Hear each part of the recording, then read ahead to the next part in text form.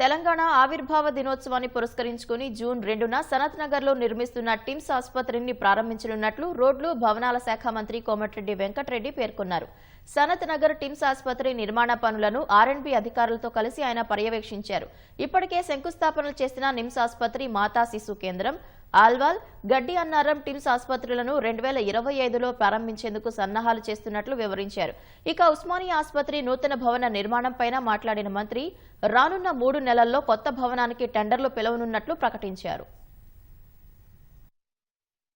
Monthly ఒకసారి progress చేసుకుంటూ mega company senior director తో పాటు మెగా కంపెనీ వాళ్ళు మాట ఇచ్చింది కాబట్టి June 2 is the opening day. రేపు పొద్దున్నే సీఎం గారు డైరీలో రాపించి పెడతాను. దయచేసి ఆ టైం కు ఒక 2 అవర్స్ ఓవర్ నైట్ అయినా ఎక్స్ట్రా షిఫ్ట్ పెట్టైనా కంప్లీట్ చేసి మంచి ల్యాండ్స్కేపింగ్, ఇది హాస్పిటల్ లాగా కాకుండా ఏదైనా పేషెంట్ వస్తే ధైర్యం ఉండే విధంగా ప్లేస్ ఎక్కువ ఉన్నది కాబట్టి ఒక మసీదు, ఒక టెంపుల్, ఒక చర్చ్ కూడా కట్టుకోవచ్చు. 55 ఎకరాల స్థలం ఆ విధంగా. ఎందుకంటే ఇప్పుడు అపోలో హాస్పిటల్ చూసిన వాళ్ళు హాస్పిటల్ ఉన్నది, క్యాన్సర్ హాస్పిటల్ ఒక మందిర్ ఉన్నది. ఇవన్నీ కూడా చేసి మీ హాస్పిటల్ కి వస్తే ధైర్యం ఉన్నది. మీరు గట్టిన వచ్చిన హాస్పిటల్ వస్తే హాస్పిటల్ ఫీలింగ్ లేనట్టు చేయాలని మెగా కంపెనీ వారికి ప్రత్యేకంగా నా రిక్వెస్ట్.